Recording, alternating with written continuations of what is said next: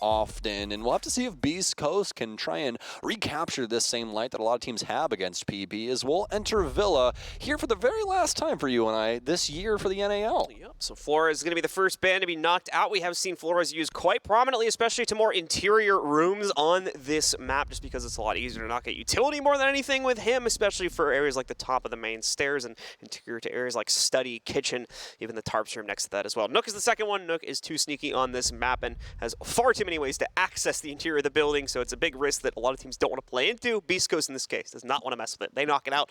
Same for Azami. As much like many of our defenders that oftentimes gets banned out, she's just too universally useful, and you could say very much the same thing about Valkyrie as well. Yes, indeed. So I figured we'd get the Blaz spiel out of the way just immediately, because if you guys didn't know, he's been knocking heads this entire stage, and to the nth degree as well. He's actually got the highest rating out of any player in the NAL, currently at a 1.28. He's second when it comes to the KD spread, and also fourth on entry. So he's a powerhouse of fragging potential for Parabellum, but it's really up to the rest of the roster to try and capture that and put it to good use, John, because once you look at the statistics for Parabellum, you go from Blaz at 1.28 with a 98 to 68 KD spread, by the way. He's going to be potentially the only person to eclipse 100 kills for this stage.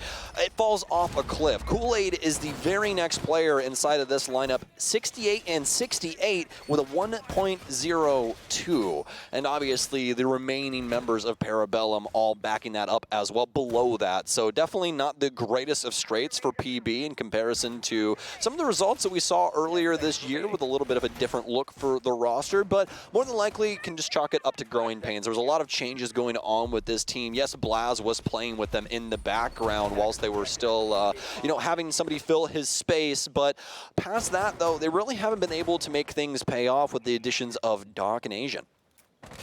We'll see what they potentially do on the inside of this matchup here today. Beast Coast, like you had mentioned, has been struggling quite a bit this stage, even more so than PB, so potential opponent they can absolutely try and knock down, but it'll still be quite difficult.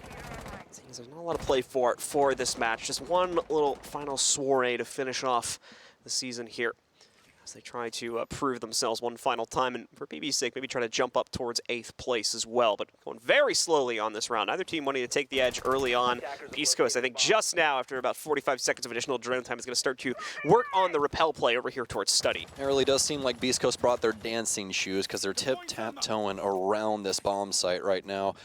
Not too much going on. Parabellum has control on both facets of the floors right now. Control inside a piano, control on top main. There's really no entry point for Beast Coast to try and push into right now. And in fact, Beast Coast might get caught off guard by this player oddly positioned inside of Bust at the current moment. Blaz, seeing like he can get aggressive here. What in God's name, Blaz? Not aware of Anthony here on the angle for the window. He'll run directly up to it, see if he can find somebody on the master balcony, but instead he gets gunned down, and Blaz going to be starting off at a deficit.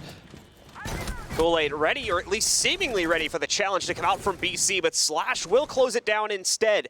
Agent now looking to try and pick things up next up here for PB. Down 2 players, yet to find a trade as of yet. So Beast Coast definitely getting off to a bit of a booming start here. They will still have to work past Asian, though. He's going to be a little bit tricky to take care of just because of the amount of rotation angles he has access to. Will need to be cautious that he doesn't step himself into one of the winning positions for Beast Coast, and he may very well do so in a second. Catches Slash off guard, but also gives him enough time to adjust here, and is just going to fall back after the duel with Slash. Doesn't want to take a chance on it anymore. Slash did have an opportunity to engage against him again here on the red stairs, but is not going to take it. Asian is allowed to get away, and more importantly, is allowed to get back to the site. Asian will get out here, but Beast Coast, they have so many bodies to try and handle the situation. The drone economy is really the only thing that's somewhat punishing, but they still have a logic bomb as well as an EE-1D, so those in tandem can definitely mess up majority of Parabellum's plans to try and thwart Beast Coast's offense from entering the building. Maybe a swing in here. Actually, no, just the EE-1D and the logic bomb out, but finally, Doc will back off. Fertile grasps him on the main door, and it's going to be down to Beast Coast, hightailing it up the main stairs. He'll take down Eska, and Ferda will pick up Asian. Beast Coast at the very first round. Convincing first round as well here. Quite a few blunders made in the earlier portions of the round coming out from PB, such as their first loss, where they end up going directly across someone who had an Overwatch position from Repel.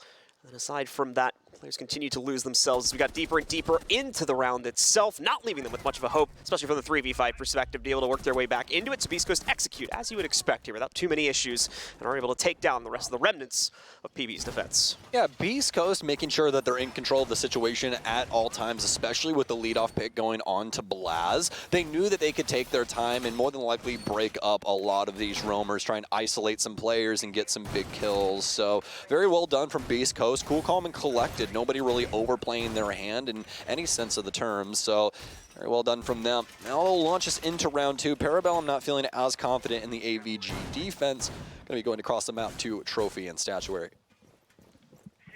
10 seconds left before insertion. And as we take a look at the repicks real quick, we are going to see something pretty interesting coming out for Beast Coast. Actually, mainly the Glaz that's been soft picked by Slash. Looks like it's going to get fully locked in as well. So we go for it there. It's going to be, at least in terms of the role, he's playing somewhat interchangeable, just the fact that he was already taking up repels and whatnot with the mark for TDBR and can very much do the same exact thing with the active weapon, of course, here on the Glaz as well, and still has the 2 smokes to support the actual execute with just a little bit lower on the intel utility, quite obviously, but he can make up for that with the power that he brings to the actual gunfight. Now, here's the problem when it comes to Glaz. The reason that he's kind of a niche pick and we don't see him all that often is 2 things. Number 1, immediately when you shoot that rifle, you're known, and no one's going to be peeking smokes or anything like that. But past that as well, you're usually going to end up wanting him on something that's going to be a longer angle. His close-range fights are not that easy. I mean, you can put down the scope to try and give you a better situation when you are playing up close.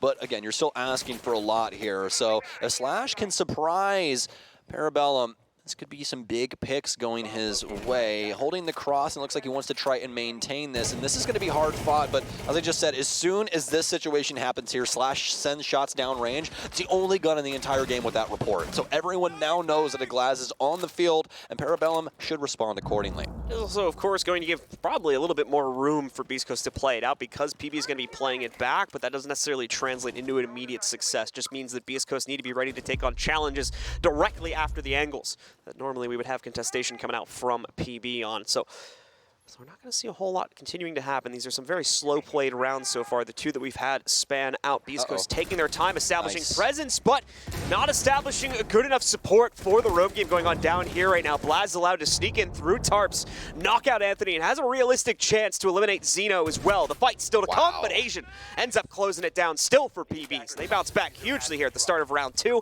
and immediately take control of the round, putting it down to a 5v3. An amazing game sense there from Zeno to kind of understand that a player could be there, but just was kind of caught off guard that Doc was indeed taking that fight, or rather Asian. But either way, Beast Coast, worse for wear now. Parabellum pulling ahead here inside of the last minute. Beast Coast looking to make a hard execute here. Going to be hard fought as well. No longer having smoke to try and close down any of these angles, making it easy for Slash to play, but the exact opposite for their opponent. What a push here from Slash. Very confident onto Doc on the shield, and this might be the opener they need, but Blaz immediately responds. He'll take him down. Beast Coast 2-4. Ferda, nice shots onto Blaz. He'll be able to win that out. Case control in no one's hands at the current moment. I do believe it's out on the balcony, so that means that they're going to need a lot more here. Ferda looking for that, but can't find it in Trophy. It's going to be a prone player, and Eska will take him down. They'll lean into it, and it's all left up to Surf, who wasn't responding to that case. He was trying to hold the counter angle there through concrete, but he gets taken down as he tries to make the rotation for Bathroom. East Coast definitely with a workable position there inside of the clutch. Unfortunately, just didn't really know what to do with themselves once they got tripped up not having the case in hand. And while again, they had that Astro as well as the inside of Master Bedroom established for themselves, having to break away from that to go with the case back, made them a little bit too unsure of themselves. Seems like they were in a little bit of a lack for info and how to proceed inside of the site as well. So that slowed them down far too much and gave Parabellum that final little boost of confidence they needed to shut down those last 2 players. Blaz being the real hero of the mid-round, of course, finding those 2 very important trades that stopped Beast Coast from venturing forward and what otherwise would have more than likely been a swelling take from them. All right. So, Parabellum and Beast Coast, though, far 1-1. Also, apparently, Merc and everybody did their aim lab stuff in a garage on, like, a paper plate and a Joke's corded on them. mousepad. I use a paper plate as my usual mouse Yeah, pad, so. yeah, you know, I mean, and also, just to put this out there, I mean, no duh, Merc. Your guys' stats are terrible. They're all of your stats suck. You should really redo your aim labs. Because there is no way. Sounds really bad out of context. There's no way that I should be top 10 in the NAL, statistically speaking, for aim labs. You're all trolling. You literally play video games professionally. I talk about them, then go home and play Destiny. Like, these two things are not the same. It's ridiculous. Redo your stuff, man. Come on. Redo your stuff. All right. You're trolling. Both teams now looking to take control over a lead, while Stokes looks to try and take control in his debate with Merc. Away from that. I don't need to take control, John. I've already won. All right. No, but seriously, I'd love to see their actual stats. That's mostly why I'm giving him crap about it. Because, dude, Merc's reaction time should be like 100 flat. Like, oh, yeah. It should be inhuman.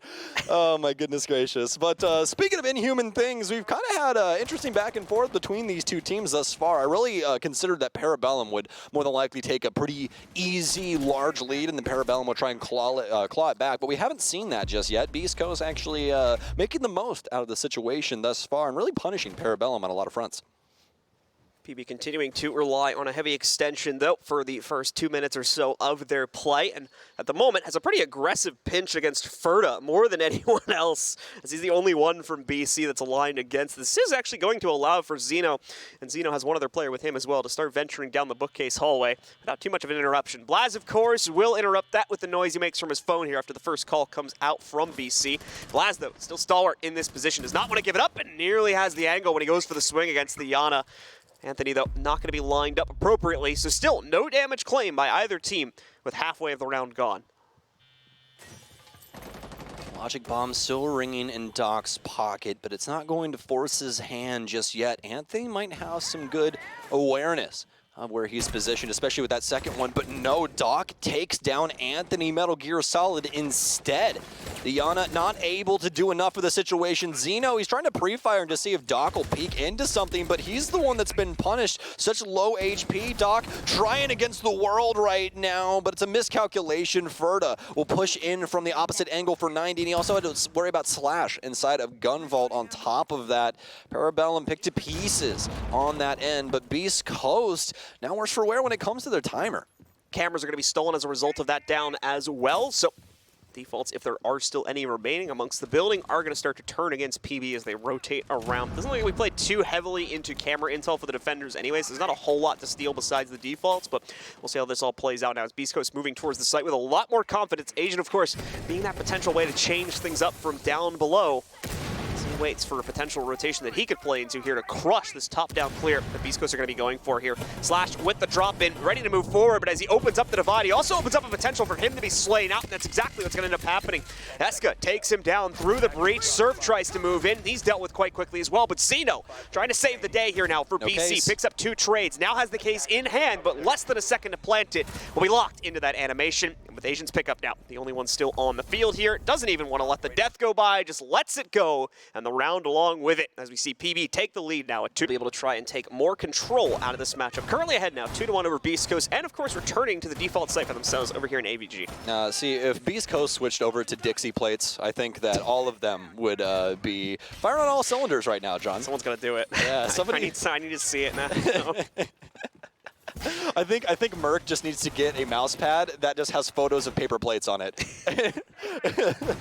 You know, I could make him one of those. Yeah, you could. You actually could. I have some recent experience in that area, believe it or not. Yeah, Merc. I mean, hey, if you want to hit him up for the major, that would be quite the meme, indeed. So, but past that, though, Beast Coast and Parabellum have been going back and forth here in Italy, and it's really been the PB show when it comes to a lot of different moments here. Beast Coast, though, with a highlight of their own after they were able to take down Blaz in a pretty early engagement that he was caught off guard by, able to translate that into a round right off rip. So well within their right to continue trying to grasp a hold of some straws on this offensive side. Parabellum with a lot going on currently, shifting some people up red stairs. They're going to slam them back into Aviator Games, where our site is indeed going to be, as we have the rest of Parabellum extended out towards that northern side. But not too far, though, playing this a little bit close to the chest, specifically around the red stairs, as well as main. So Parabellum really just worried about this portion of the building. Beast Coast are starting to breach through, as we can see over here inside of Astronomy. Already Zeno on the inside of it. Going to open up a little bit of rotation security here for himself and the rest of his team. As Ferda is also still needing to move in, as does Anthony, so someone is going to keep an eye on that top down, as we have seen Parabellum attempt to play into this staircase. And that is a usual rotation that is used to counter out this play from time to time as well. Won't be able to stick here forever, though, as the site take needs to happen on virtually the opposite side of the map. So they'll need to move past this sooner rather than later. We're going to start to see this now as they continue to clear forward here. Now with a lot more obstacles sitting in their way, potentially, though, as they approach the hallway. Even if they're not necessarily on this floor as of it, you can see the potential rotate from the Red Stairs player. Then you have Asian still able to work his way around to support this as well, on top of another member also being in the hallway, 90 rotate. EE1D out for Ferda, and this is the call to guard for Beast Coast. They'll be able to take down Eska as he swings in. A big kill from Asian, though. Nades out. Won't take out the red player, and instead Doc, I believe he pre-fires the smoke. He takes out Anthony. Beast Coast, they haven't found the kills that were most important to their push, and now they're being punished because of it. Slash going to go for a hard rotate downstairs to see if maybe he can reposition himself towards the front stairs position and fend that off. But Doc is here now, just reascending up the very same position towards the main stairs, and he has one other player with him as well. That will not be an easy position to break. Surf, of course, will be able to support the play coming in from his teammate. That'll be wrapping back around. But even there, there's Overwatch established from PB on the inside of the study door. So there's just no real easy way for Beast Coast to get themselves out of this. But they're going to make an attempt for it regardless. Slash now arriving at the main stairs sees indeed that it is a bit of a trickier setup, and of course Doc ready for this challenge, just swings right out when he hears the barricade being beaten down and eliminates Slash mid barbed wire swing. Only 2 up and running now for the attack. Ferda has been able to reach the apex here on the 90 hallway, but he's not going to be able to get much further than that. Once again, PB shut it down, taking a much more commanding lead here at 3-1. I generally love the idea from Beast Coast there, but they had one fatal flaw, John. And the big thing is that they weren't trying to deal with the same area with a multitude of bodies. They had people trying to move up main stairs and through study as well as 90 all at the same time. But the big issue is that they only have 3 bodies. So from that timeout, see how they can apply to potentially counter out what Beast Coast are going to be looking to do on this upcoming round right here. We can't be bringing Dokkaebi and Lion and have this huge lack of team play. I think that's the big thing. You have to be able to confidently take control of key portions of the map with that utility, and Beast Coast aren't exactly doing the greatest job of that at the current moment. Parabellum is able to get around them a lot of the times, and it's mostly due to the fact that Beast Coast, perfect instance, right, in that last round, they're holding pretty soft angles. They smoke off things, try to make that push for 90, and Doc's just allowed to exist on red. Nobody pushes him out, continually not pushing him out, and then finally he steps up, pre-fires the smoke, and takes out one of their players, who also one of the Beast Coast members is, I believe, right inside of bench, holding the cross to make sure nobody comes up the stairwell. So you kind of need everything to happen all at once. You really want to take that whole portion of the map, or, I mean, it could be as simply as something as Beast Coast didn't know that Doc was going to be positioned on red, but also then you'd have to call that into question. It's one of those key areas that you're looking into when you're taking the site. You just didn't know somebody was playing the stairwell. Definitely not the way you want things to plan out, or pan out rather, but either way, for Beast Coast, they need to make their improvements here and now if they want to try and improve their placement inside of the league here. 1-7 so far in this stage. Going to try and make it 2-7 if they can claim this matchup. Even then, though, I don't believe it would allow them to pass PB, since they have 3 wins on the record. Unless all 3 of those were an overtime win, I don't believe there's going to be any way for Beast Coast to actually get past Parabellum, so they should be locked in for 10th place regardless. Stokes or someone else in production can correct me on that if I am wrong, but I was checking over my notes real quick. What was the question again? Just seeing if there was any way for Beast Coast to pass Parabellum and at least like switch their final placings in the league. So maybe there's something in that department to play from. But yeah, as I was explaining in rush detail there, I don't think it's actually possible. So. Well, very quick rush stats before somebody dies. Beast Coast currently -29 for the round count and 3 points. Parabellum -7, 8 points. Yeah, I'll let you do that mental math. Yeah. So there you go. Beast Coast, well within their right to do literally nothing. They pulled the cord on the Magic Conch, John, and it said nothing. That's what it said. So Beast Coast, you get nothing, you lose. Good day, sir. But you still have an opportunity to try and befuddle Parabellum's last match of the entire stage, what they're doing a pretty bang-up job of thus far. Doc's going to go down to Ferda, who's actually having a pretty stellar game. He has not had the greatest of stages, but he's bringing it back now.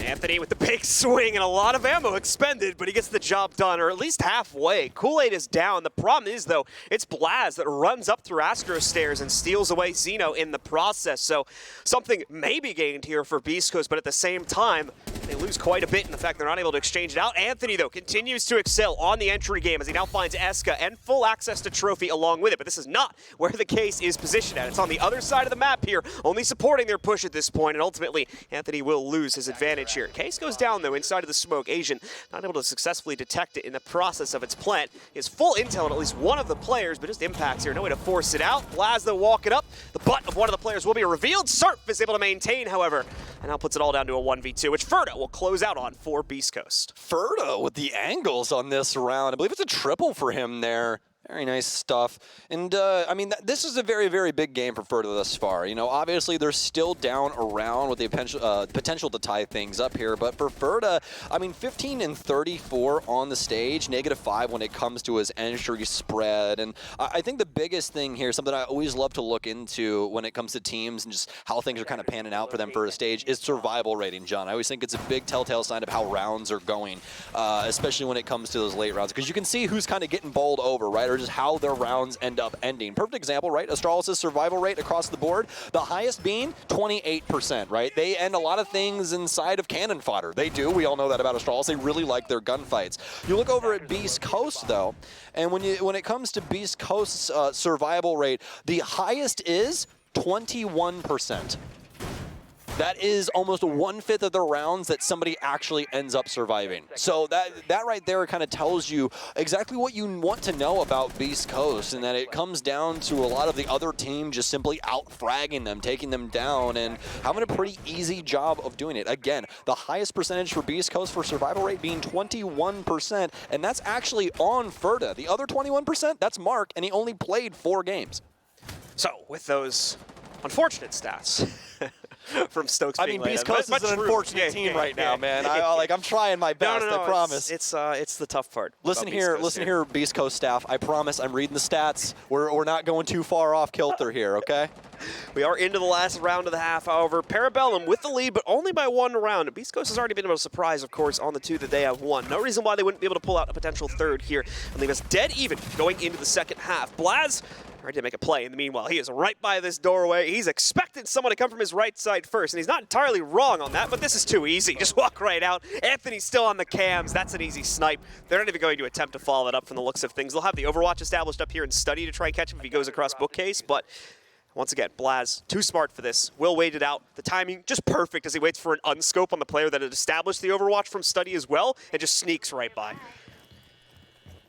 Well, Blaz in pseudo hot water at the current moment with the logic bomb taped to his butt, but really nothing happening with it. Blaz is going to get tagged up a bit. Oh my, he's going to be able to take the fight. Still alive? I am literally terrified for Beast Coast. I'm not even scared for Blaz. Is that weird to say? I think it is weird to say, but I feel like Blaz is somehow still going to get a kill here. Stuns in. He should be dead. There we go. He's going to eat up half the clock, and they still got Anthony. So, I mean, technically speaking, Parabellum's still in the lead for this round. Yeah, minute and 30 off the clock, and a 1-for-1 that absolutely favors the defenders in this situation here, considering the fact as well that we're so far away from Beast Coast being in an executable position. They still need, in my opinion, at least another 30 seconds, realistically more, to set themselves up for a takedown. I will say this, though. What was my big gripe with them a couple rounds ago? They weren't playing together as a team and accomplishing tasks. That's what we just saw. 3 people to handle Blaz. That's what you want to see. You want to see them hold those counter angles, make it so hard for Blaz to try and fight out of that situation, because somebody with this amount of talent, you have to give that much respect. You do not want to give him a one-on-one, because he's going to kill that person and continue on keeping on.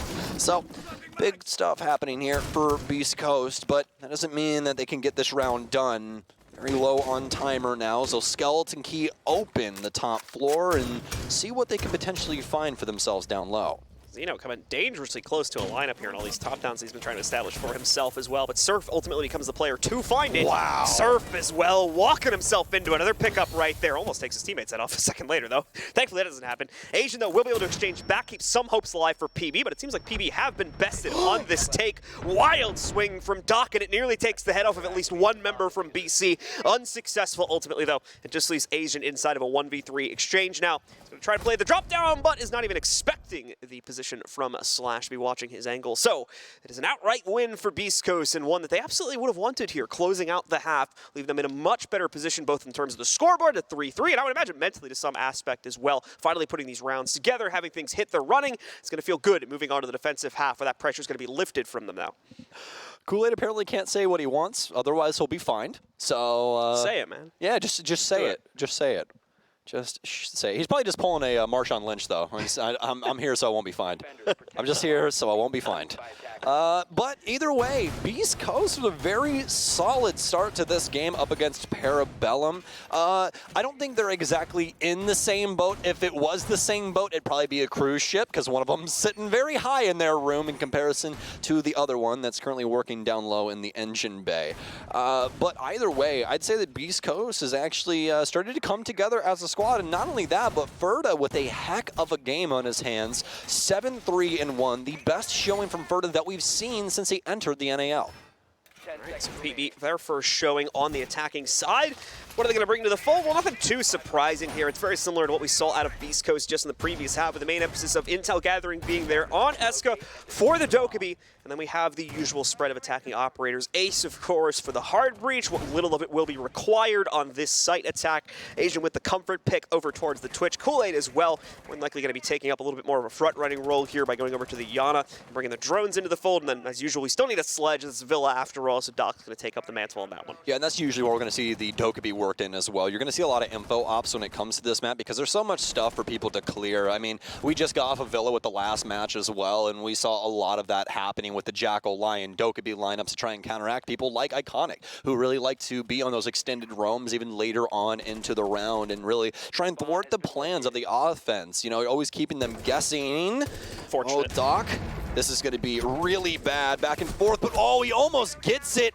Slash, almost meaning his demise, but Doc cannot get a bullet out of the L85 fast enough to meet his maker. Slash, able to take him down and send him right there instead. Kool-Aid be able to at least get one onto Zeno, so back and forth we go. Even man count here is Kool-Aid at least able to negotiate for that kill. Doc, a bit unfortunate what ends up happening. Blaz is in sight, John. Yep. He's here. Blaz in that position now, going to be... We've seen this before, is the thing. Doesn't necessarily mean he's going to be able to do anything with it yet, is the question. Still waiting on his teammates to regroup with him, and they don't feel the confidence to move forward. But Blaz, he's killing them regardless. Kool-Aid has picked up a second frag now to support this position. Blaz is literally deep corner on the site, ready to take another fight. Anthony tries to challenge him, and they ultimately end up on even terms from that, both losing just over half of their HP.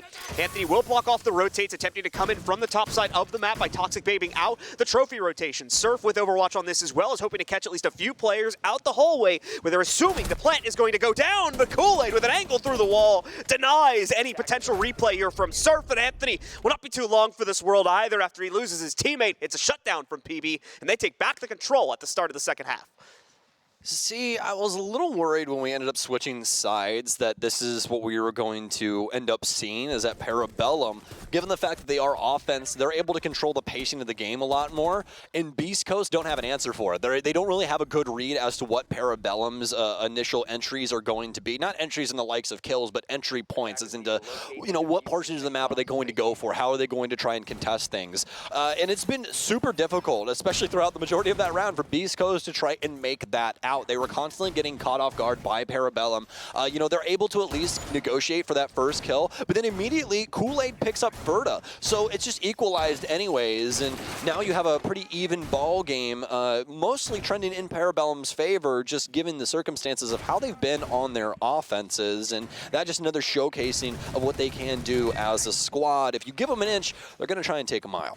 10 seconds left before A few repicks coming in. Most interestingly for Kool-Aid, of course, he's going to be working over to the Montaigne, so fully capitalizing. Oh, never mind, that's going to be ditched. So back over to the Ace for him. Enough about that discussion point. We are going to see the Nomad moving in, though, just to try and limit the amount of play we're going to have, especially on like the upstairs hallways and the usual rotation points. Parabellum want to be able to focus on the OBJ a little bit more, and obviously having the Nomad air jabs in the way of any of that play potential from Beast Coast is certainly going to limit how aggressive they will try to play this one out. Aside from that, though, no real surprises for the attacking repicks here. No, not at all. This is a standard Villa lineup if I have ever seen one. We'll usually see Nomad switched out for something that's got a little bit more info in it, like Doke Lion or Jackal. and we've been having that here today, but Parabellum are going to go back to the boneworks of what Villa is, which is the very large map that you're looking to get a foothold on, trying to establish some ground and deny the rotations whilst you're getting your execution set up, and then obviously trying to get that to go off. And that's why we see Parabellum with this lineup. It's got everything that you could potentially need to take a site like this, frag grenades and everything else in between. Beast Coast trying to stand tall here and await Parabellum's presence as they've wrapped themselves around the entirety of the north side of the building. But as you can see, it's all window play as of now, trying to get these drones in and understand Beast Coast's brain a little bit more, see how it ticks before they hop to and see if they can get their opening blood. Relatively quiet round, all things considered. Parabellum has been keen on trying to take earlier fights in previous rounds, or at least the one we did play out, but this time going to be a little bit more passé in terms of how they try to approach this one. Continuing to sit back, waiting for a potential cross to come out from Beast Coast, whether it's going to be downstairs on the first floor or in the actual site setup. And Asian will be gifted with that cross, finally, as he gets Surf moving past him just on the outskirts of Tarps here. The nade lineup as well to follow it through. Beautifully played by Asian as he goes 2 for 2 here in the first 2 minutes of play. Absolute clarity from Parabellum. Drone game working out very swimmingly for them inside of the opening minutes, and now it's paying off in massive dividends. Anthony with a lot of heat onto him, and more than likely knocking on death's door. He'll go down. I believe that was from Kool-Aid flooding inside. Potential for a flawless round, but Ferda will nip that in the bud. Doc will go down on the outside of Boar window, but that's more than likely still a PB round. Ferda with so much to do here. This would definitely be the highlight of his Siege career if he was able to get it done, but Asian will be able to shut that down. No chances, no hope for Beast Coast as PB take 2 rounds back-to-back. PB with just a very slow, cool, calm, and collected attack for themselves, especially with the way that they are able to take control of the downstairs Tarps, followed up immediately with a second kill. Being realistic, there's not a whole lot of hope, unfortunately, for BC to play that out at that point unless they have one player go huge, which obviously we just didn't really see that happen. So it's pretty straightforward to execute once again for the Parabellum squad from that point forward. You could absolutely tell that Beast Coast had no idea what Parabellum was doing with that round at all. The timer was starting to dwindle. Beast Coast was looking for answers, especially with Surf trying to rotate through the mid-floor. He was just seeing if really there was anybody around there, he could hear anything, do much. But the big problem is that he wasn't prepared for somebody to already be there. He gets completely caught off guard by the Parabellum member inside of Bike, and then Doc is just allowed to nade off a player upstairs, and now the entirety of the site is practically open and free to the taking as long as you have enough bodies stacked on top of each other to try and take a fight.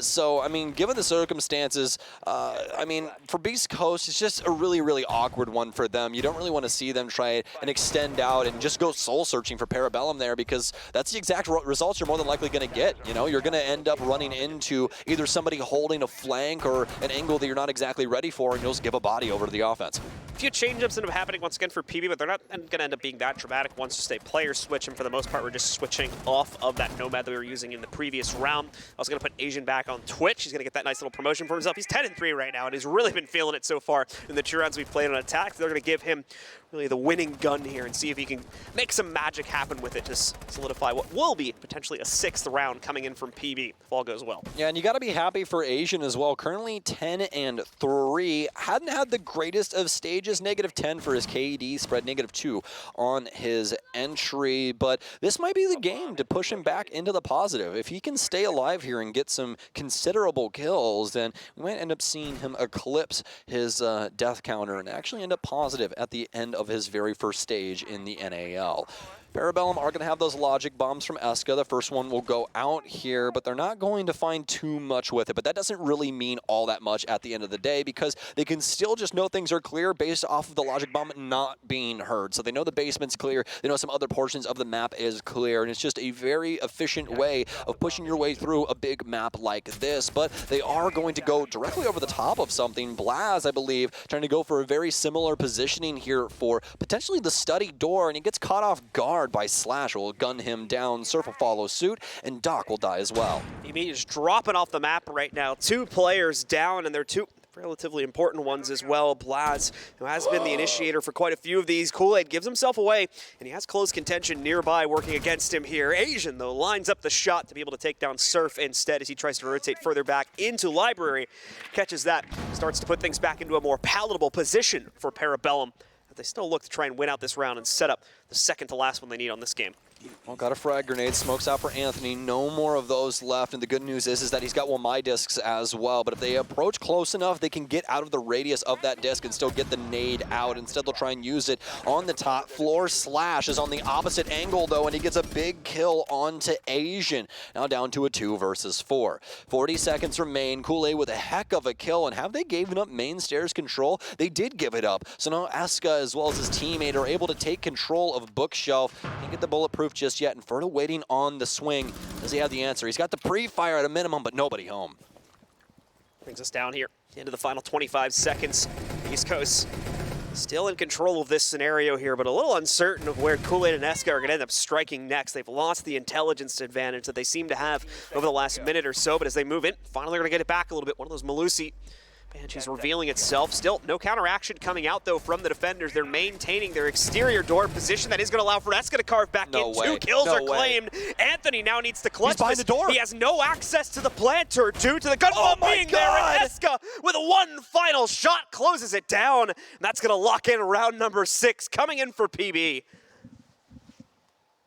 Oh man, Eska, I mean that's a pretty good question. I don't know if we have any liberators in the audience, but that was what are you guys doing? Wow. Beast Coast, I mean, they had every right to be able to take that round, John. They had so many bodies to try and manage these doors, but the timing, and also giving up the space to Parabellum for planes. Nobody's managing any of those doors. Everybody's trying to kind of play for themselves off on the 4 corners of this site, and it just allows Parabellum to make the play. That's all Parabellum was looking for. They're like, well, we can't really try and plan it. It's a 2 versus 4. I guess we have to try and kill people. And Beast Coast is like, I mean, yeah, dude, kill people? That's super cool. Just come right in. I mean, hey, you know, beer's in the fridge. It's crazy circumstances befalling Beast Coast there. Definitely not how I thought that round was going to break down, but I mean, definitely some crazy circumstances befalling them. And now Beast Coast trying to change things up. They're going to go to living room and see if they can finally find themselves a successful defense. I think the moment it really changed up for me was when we saw the player at death's door hear the Banshee opening up on the inside and then chose not to act on that. Allowed that player to go all the way into Gun Vault. That's where that round really turned around for me, because at that point, my assumption for Beast Coast comms at that point is maybe they were thinking that second player was going to come in from a different part of the map, and that maybe that player going into Gun Vault would have been left kind of on their own, allowing for him to come in for a quick closeout. Obviously, bad informational play, though, is that second player coming in from Study just shuts him down outright, and that's what really activates the clutch ability of that round, was the first kill against the Death's Door player. Yeah, it was just a really bad decision there from Zeno, because you're more than likely going to have that Study player there, especially when you play one of the soft panels, right? Because that's going to make it to where you have angles across the entirety of games, and some angles into planes as well, including the plane vault, so why wouldn't I just play inside of Study and try and hold those crosses? So just terrible decision-making there on the tail end, but either way, Parabellum going to get it with the lead-off pick again, and it's from the ace of all people, in the Doc, basement, too. Getting some blood on his hands, and it happens to be Slashes. Nicely done, as that is going to eliminate the Malusi from play. In terms of utility loss, not the end of the world here for Beast Coast, but we've already seen in the past rounds they've struggled a little bit to maintain their presence after going down to a disadvantage, so this is certainly going to hurt their potential capability to still win out this round, and still, of course, send us to overtime if that is required at all. Doc, ready to move up the staircase now after claiming that initial kill, but definitely a little bit curious about what Beast Coast may have prepared on the other side. Thankfully, I don't believe he's got a whole lot to worry about, at least the top right. I'll correct myself, actually. We do have Surf set up here, and he's not the only one. Anthony also playing another flight up here, trying to stop what would be a crunch on this position. Yes, indeed. Beast Coast trying to fight fire with fire, and it's going to work this time around. Esco go down Zeno, looking for even more. A Parabellum player in 90. Blaz with 1. Blaz almost with 2. By the hair on his chinny chin chin, Zeno will make it out alive, and 2 other players will be bodied instead. Surf with 1. 3 versus 2 here, and somehow Beast Coast has stayed alive! Surf, he turns on a dime! Blaz and Doc are both bodied! Kool-Aid, he's found the gap, but oh my god! Zeno gets it! Surf, he prevents Parabellum from taking the game, and Beast Coast stave off the last game ending here for them in the, well, last stage of the year. Nicely played by Surf. Blaz as well, going to give her the respect, and why wouldn't you in this situation? I think we're actually going to see it right here on the replay real quickly. I think Surf just moving a little bit too fast on the crouch game there for Blaz to be able to keep up with him. An uncharacteristic whiff from Blaz potentially costs PB the entry, and is now going to let Beast Coast come back into it. They still need 2 more rounds. seconds, though, and that's just to trigger overtime. So PB is still very much in control of the matchup at this point. Wow, what a play from Surf there as well. I mean, that's nothing but just reaction. That's all it is. I mean, that is brain go burr. I just have to do this. And what a way. I mean, the reaction time there truly incredible from Surf. So Beast Coast able to stay inside of this one and give Parabellum a little bit more trouble before we head off onto the last game of the day. Well, we'll see if they can make it double trouble in a second here, as Beast Coast are, of course, going to be looking to control... Jesse James. Yeah. You all know what I meant. So we'll see if they can control things here on their extension. Of course, we are going to see quite a bit of a reinforcement position down here on the inside of AVG. This is mainly a time-wasting mechanism, and they'll be doubling down on the time-wasting mechanism as well. Zeno is also going to bring the Cade into the fold here. One Electric Wall has already been used, of course, to block off the triple wall inside of Statuary. I'm imagining that second one went down somewhere around here, and there it is to block off access to the study wall, just to hopefully extend the play in this part of the map for a few extra seconds. Well, Beast Coast are looking to do the most with this timer, trying to dwindle it down as much as humanly possible whilst punishing Parabellum's entry game, but we know how hard that's going to be based off of Kool-Aid and this Monty. He'll get so much information for practically free. They do have Legion in play, but that doesn't mean that Surf has any goo mines around the area to try and help prevent him from just pushing directly into their defensive setup inside of AVG. Surf is actually going to be positioned at the bottom of main stairs. Now, this is actually going to be a good way to try and answer this. It just is really up to how Parabellum holds on to this portion of the building. If they don't try and manage the stairwell, then they could run into a lot of problems. Ferda almost losing his head there. You heard Kool-Aid slide the shield as he sprinted in towards Vault. And you always got to be worried about that. He's not going to be able to take down Doc. And now this is a pretty hairy situation for Kool-Aid. He's got that soft wall here. That's why he's going to position inside of Gun Vault. Blaz is going to go down as well. The Monty is not working out. Finally, Asian will be able to take down one. The wall is going to explode. Monty taking a little bit of damage, but he can't get the kill. It'll be Asian instead. They've got the 3 versus 3 now, with Eska trying to keep the back door locked up. And they've been able to at least manage to equalize this. So if they get out of that all right-ish for Parabellum at the end of the day. Definitely a bit messier than I think they intended for that to go, but at the end of it, indeed, they still have just over a minute to play out the actual site, and they've cleared out the extended game in its entirety. No one from Beast Coast successfully making it back to the site, so it's all on the anchor game now of Anthony, Slash, as well as Surf to once again save the lives of this team as they begin to work their way in. Bigger disadvantage will come in the form of the fact that the Montaigne is one of the 3 from Parabellum to survive this, so while it may help on the immediate push, once we get to the clutch after the plant has been put down, that's when things are going to become a little bit potentially problematic here for Kool-Aid and how he can actually support the team in the gunfight that's still yet to come. Yes, indeed. Well, Parabellum, they found the positioning. Just need area to put this plant down. Where will Kool-Aid make that decision, though? I don't believe he'll be going for that middle statue. Instead, more than likely favoring this side and is trying to get it held up on a door. But now they've lost their counter angle. This is a huge deal here because obviously Kool-Aid has to put this plant down, and that means that Asian has to try and manage 2 separate angles all at the same time. They're going to try and push in the back door here and influence some of this positioning. Slash with a big kill, and Anthony will take down Kool-Aid. What a round from Beast Coast.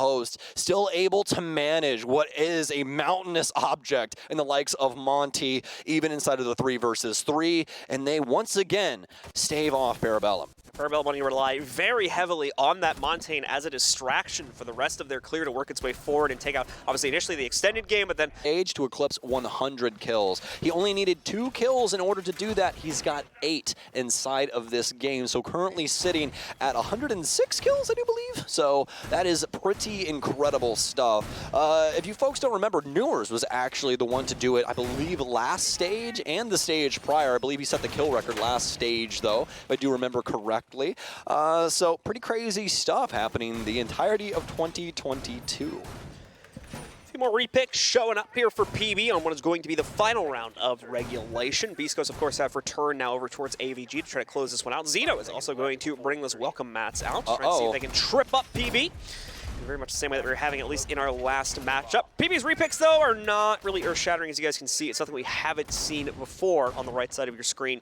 It's nothing really that Beast Coast will realistically have to worry about, except for those phone calls. But that's been a present threat throughout most of the half, so they should be very well aware how to play around that by this point. Frost, the master of the bell curve, as she is great against low-tier players and extremely high-tier players. The middle don't really have that much of a problem with it. You usually check their feet before they hop in a window, but I swear, right when you hit Plat 1 and you start just breathing on Diamond, that goes out the window. And the big thing is that really nobody plays Frost, right? It's not that big highlight character that we're usually looking for. The reason that professional teams have found a lot of usefulness for her is because of the fact that any site that requires a lot of window player, where people are going to be hopping in on windows for entry points, it gives this very awkward 50-50. You either look at your feet and hope that you get the welcome mat, or if somebody's managing the window, they just kill you when you do that. So kind of an awkward situation there that you're presented whenever Frost is on the field, and that's why we see a lot of high-end players just kind of look for the fight and not really for the Frost mat. So we'll see if this is going to befall Parabellum here. Nothing too much happening across the board, rather. It's going to be a logic bomb now, but not too much happening from that either. Beast Coast, they're on the four corners of the earth right now, spread like ash, as they'll be downstairs with 3 on site. Parabellum haven't been able to find a singular soul just yet. I mean, the extensions here are pretty big from BC. This indeed does have a lot of potential to play out and really stop in its foot tracks any of the momentum that's being made by Parabellum. But at the same time, a little over halfway through the round now, Beast Coast, they are going to strike from these positions. They need to try and wait for an opportunity to do so here relatively soon. As PB is going to start to lock themselves in, that means things like Overwatch positions are going to start to be established. That means that these flanks will potentially have a lower degree of success as they work their way forward. Beast Coast, though, starts it out well, or I should say Xeno does, with 2 picks from the inside of Death's Door. Kool-Aid, as well as Doc, both now down. No follow-up to that from anyone else. Study Door is not going to be able to push because the other push from Death's Door ended up being a failure, and the same can very much be said if they had any intentions over here by 90. It's looking like Blaz is going to at least find a moderate degree of success in clearing out the downstairs hold, but it's irrelevant to the rest of the site clear going on right now. And Ferda, as we can see, will lean right out for an easy trade, taking him down. Eska did pick up an additional kill, but so did Xeno. Eska, though, keeping the hopes alive as he snipes out Ferda's position, leaving just Xeno and Anthony in the exchange now. Oh, he's got the ping. He's trying to see if he can find a foot. Frost is here. Oh, but he's playing it perfectly. All the damage onto Xeno. Xeno's dead. He tried to escape, John.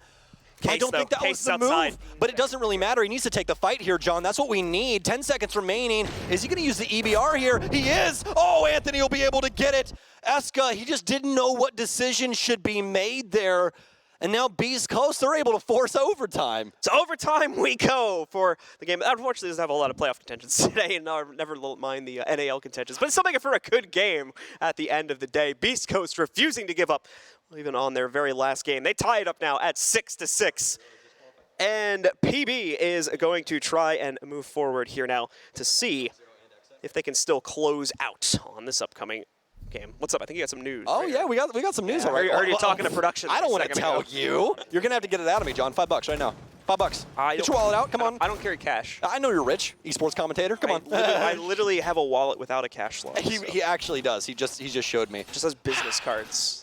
How Gen... What are we on now? Z or whatever of you? I don't know. But either way, the important news that we have just been made aware of is that DarkZero and XSET are now officially attending the 6th Invitational of 2023. That is the news. We had to build it up there just for a little bit. I had to delay it just so you guys were like, come on, Stokes, say something. Yeah, DZ and XSET now both officially going to 6th Invitational because of this matchup. So incredible stuff, especially for DZ in the circumstances that have kind of befalled them at the end of the year. They started off the year fantastic, winning a major. Canadian lifts another trophy, the 3rd time that he's ever won a major. And then things kind of fall off a cliff. DarkZero not looking great during stage 2, and then Hyper obviously stepping out here for stage 3 after I believe the first week, and then Skies of all people coming out of retirement to try and bail them out, and it's actually worked quite well. In fact, I do believe, and yes indeed, I got it right here, John, Skies is still the highest rated player on all of DarkZero. So what a way to go out.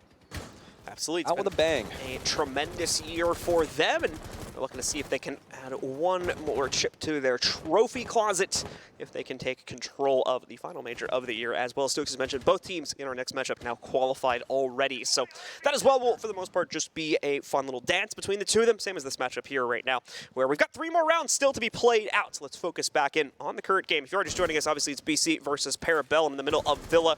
These are the 2 bottom of the league teams looking to slug it out one final time. You may note they are 9th through 10th position. There is no way at this point, though, given the score difference between the two of them, for Beast Coast to pass their opponent here. So we're going to see Slash come very close to an elimination here down below, and Doc continues to chase the angle. Won't be found, though. In fact, it's going to be Anthony that wins out the first kill, and Slash striking back when Doc tries to open things up for another view. He'll regret it, as immediately there's a bullet sent right back to his head by Slash. The tailcoats of Slash dashing across the entirety of living room, but somehow... You missed the gun save. You know what? We won't talk about it. Skeleton Key will get it done. Asian will pick up Slash. It's a 3 versus 3. This could go either way. If Beast Coast is able to win this in overtime, John, this will be their 2nd win of the entirety of this stage. Pretty big stuff for them, honestly, when it comes down to it. This team been going through a lot this year, and everybody honestly just preying on their downfall in a lot of different ways. So you got to really feel for Beast Coast, but they've been able to at least show up today and show exactly why these guys are professional gamers. They can get things done when it comes down to it. So we'll see if they can get it done when it comes to this 2 versus 3 in OT. Further with a pretty nice angle here, and I believe that is his nitro cell taped to the ceiling as well. So the potential to try and manage that angle through 2 different avenues. Asian's going to continue to break up this flooring. They're trying to make it super difficult for any of the Beast Coast members to play around things like Tetris and other circumstances. Kool-Aid's already made his way to the bottom of Laundry. They'll be able to get rid of one of the Banshees that was holding him back on that door, but he's going to give himself up to Surf immediately. Peeks out wide and dies because of it. Surf going to re-challenge in, but this time are very low for Parabellum. They have to get this case and get inside, but Ferda's got the angles. Parabellum, they've been decimated. They're not keeping track of where these remaining bodies are, and Beast Coast pull ahead in overtime. And so Beast Coast now, just 1 more round to go. Have that potential to upset one final time here at the tail end of the season, not just the stage here. They're going on a bit of a lengthy break after this one. Same can be said for Parabellum as well. We still have potential for SI quals to come up, of course, in a few months, but if those, for some reason, do not end up happening, then obviously we'll be seeing both of these teams potentially in new form. We'll have to wait and see, of course, next year when the league starts up again. Yeah, absolutely. Beast Coast with some very big plays inside of the opener for that. Not something that we exactly have grown to know from Beast Coast with their entries. Actually, a lot of the time, their entries going the way of the opposing squad. Hold on 1 second here. My iPad is deciding to break itself, so get those stats here for you in just 1 moment. But where are we at here? We got it now. Beast Coast's entry stats. They've actually got Surf and Anthony both at positive ratios. A +3 for Surf and a +5 for Anthony. 13 and 10 on Surf and 9 and 4 on Anthony, but everybody else dwindling in numbers. And the biggest proprietor of this, John, is actually Slashug. 9 and 13 on his entry. So a lot of duels, but losing a decent chunk of them. All right, well, let's get into it for this round now and see if Beast Coast can close out on that one final round they need to pick up for themselves here. As we continue to wait and see what exactly the opening clear is going to be. So again, it's just going to be a slow roll as we've had in the past. A bit of a tricky one this time too, because PB have gone for the kitchen setup, so they obviously have to work out the extension upstairs directly above the site and then come up with a winning plan to be able to take things down on the actual site floor itself too. So looking like it is going to be a slow rolling play for these guys as they continue to move forward. Yes, indeed. Beast Coast with a chance to close this down in 8-6 fashion. Parabellum, these defenses have not been all that great. It's been back and forth either way you cut it. For either one of these teams, honestly, it's a little bit closer than I think any of us really thought it was going to be. I really saw Parabellum taking this inside of regulation, but yet we're here. We're on the doorstep of Beast Coast, taking this in overtime in a pretty considerable way, especially for that last round, how they fought things out on the roam and were able to really take it to Parabellum's offense, even though they were trying to play things completely correctly down from the top floor, using some of those abusable angles for living room like we might just see up against Asian, but still being taken down on those highlight moments. Anthony continues to look for a path to clear out the setup from PB, mainly from Blaz, of course, but I don't believe he's going to be alone from this position. Should have some form of support, even if that's just going to be the simple fallback to the hatch down below him. We'll wait and see what exactly that's going to be in a moment. Phone call has gone out. EE1D to accompany it here as they're looking to get as much of an intel bank as possible. Blaz forced away from now. We're going to see that drone get eaten up, so it may not have gotten a good view on him, but the shot being sent towards it, obviously, will still affirm his position. So he doesn't feel he has confidence to play this anymore. Decides to finally fall back, because we are encroaching on the 1 minute marker anyway, so I think his time here has been played out for the most part. Absolutely. You'd much rather have the gun on the site than trying to play for a portion of the map where Beast Coast can practically overwhelm your position. It's like what we saw earlier happen against Blaz. Parabellum, though, they're doing a much better job of staying alive and being able to fight back because of it. So much firepower sitting on the site at the current moment. Ferda will be able to take down Doc, so they'll equalize here, but Parabellum, they have got this locked and sealed for the site setup. Blaz with a beautiful reposition here. He can catch anybody hopping down that laundry hatch. It'll be feet first and a kill for him more than likely, but it'll be the angles from Anthony. Slash will double back though, be able to take him down. Case control in his hand, but more than likely no chance for him to try and put this on the ground. Has some very good info game working in for Parabellum here as well with those evil eyes from Eska. They're gonna have Ferda move in and try and lock things up here. Nice shots coming in from PB though will befall both members of Beast Coast, and it's gonna require max OT here on Villa to decide our winner. Yep, so PB holds on, sends us to the very final round of this matchup, where we'll get that decision finally in terms of who's going to be able to best things out and take at least a few commiseration points with them on their way out of the season. Look like it's going to be an AVG defense coming out from Beast Coast. No huge change-ups for the defense on the picks as of yet, but as you can see there, Kool-Aid going to be risking it potentially with the Montaigne pick coming out yet again. The last time we saw this didn't pan out too well for the squad, but this was also against a trophy take, not an AVG take, so could play it a little bit differently this time. That's assuming, of course, it also survives the repick phase, because they might see something here that makes them believe they can pull this off without the Montaigne. Absolutely. I will say this, though, is if they do end up going with the Monty again, and they have Asian and very similar positioning, this could go extremely well for them. He did such a good job of capitalizing on that situation and picking off a lot of Beast Coast members because of it. All right, so it's looking like it's staying. No sign of a repick to show up just as of yet. And we've got... Well, you just had to jinx it, didn't you?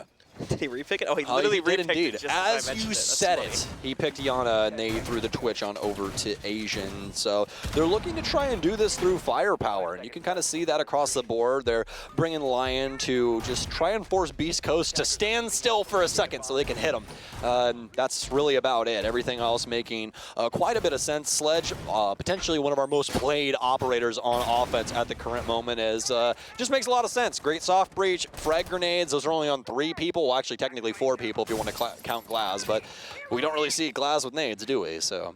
No, we do not. So we'll continue to see the time tick down, however, and Surf waiting for an opportunity to potentially strike from an interior position just by the window here. Not looking like he's going to get lucky with it, really, as for the most part, PB are completely avoiding that part of the map, and I think he's now realized that. So he's going to rotate away, start to play a bit closer to some other portions of the map, like the inside of library as well as the living room, just to kind of fend off that clear should PB tend to drift in that direction. PB favoring, at the moment, a pretty heavy study clear, and that would make sense. With the previous play, they were favoring towards the Montaigne, but as Snoke's had mentioned, drifting away from that, this is going to get a little bit more complicated for them, as they're definitely trying to work out some of the utility from down below here as well. Well, I love the decision-making here. They do have 4 grenades, and they'll be able to break up things like deployable shields or evil eyes or really whatever is presented from Beast Coast. The big proprietors here on Beast Coast defense are going to be these mirror windows. They have got to counter out Xeno's Miras, and they get that done, John. And that's more than likely why we saw the Twitch come into play. They identified that Mira was on the field, and they wanted to make an adjustment so that they didn't have to deal with those mirror windows. It makes it a lot easier for them to take control of the site because you don't always have to worry about someone managing one of those black mirrors and tossing a nitro cell at you as soon as you go for execution. So Parabellum, they've at least gotten that across and are able to continue their merry way through this last round. But it's not going to be very merry for Kool-Aid, is it? He's going to lay in his grave right outside the piano door. Kool-Aid down, What a shot. indeed, but Spirit lives on. Blaz is able to trade him back out, bring us back into a 4v4. Nitro from Xeno, though, to deny the follow-up plant, and he's now got the flank reestablished for the defenders here. Just a minute to go for PB. Thankfully, they have plenty of people waiting to hop in the window. Doc's going to take up the mantle next here. Xeno trying to swing into it. He's getting a little bit cautious about his current position here, but the defense is still striking. The plant goes down regardless, however. Doc first to fall in the post-plant situation. Just leaves Asian as well as Eska up and running here. No. And oh no, Eska wraps right back down the rope directly into the hop out from Ferda. He just has to left click and win there, and Surf shuts it down as well. So Base Coast will get one final victory at the tail end of the stage here to buffer their season, which again hasn't been that great overall, but at least they get one final send-off here with a victory against Parabellum. Very well done.